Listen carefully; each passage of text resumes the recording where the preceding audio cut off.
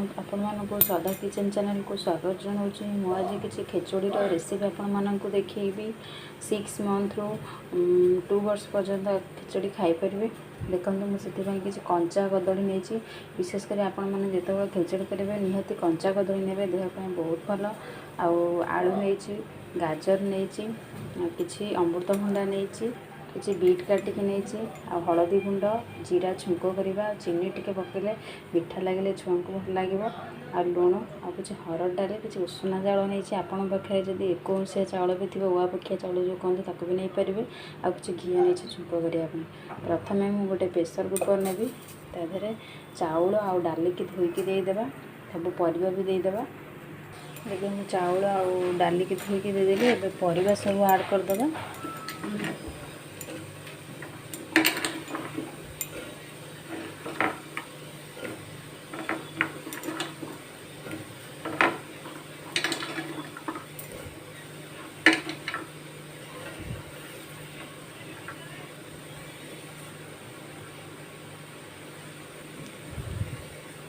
आपण मैंने जदि भी छुंक करेंगे प्रथम छुंक कर भी देपारे, कि मुझे परिवाटा को डाली सीझी सारापर छुंक करी। तापर देखते हल्दी गुंड लुण पकईदे, लुण पकईदेवी, पानी देवी। आपणकर हिसाब से आप पानी देवे, एमती हल्ले देवे, देकी बसईदे गोटे बड़ हुसिल आ 2टा मीडियम हुसिल दे सारापर गैस बंद करदेवे। एबे देखते आम पूरा सीझी जाइए परफेक्ट। एबे हम आपको छुंक देवा। मुझे गोटे छुंका बसई दे मुझे घी देदेवी। गुआ घी नहीं, आप चाहिए भी रिफाइन तेल भी देपारे। गुआ घीटा भल बास्ना हम छुआ खाइबा। तापर मुझे गोटा जीरा नहीं, आ कि पकेबानी सारापर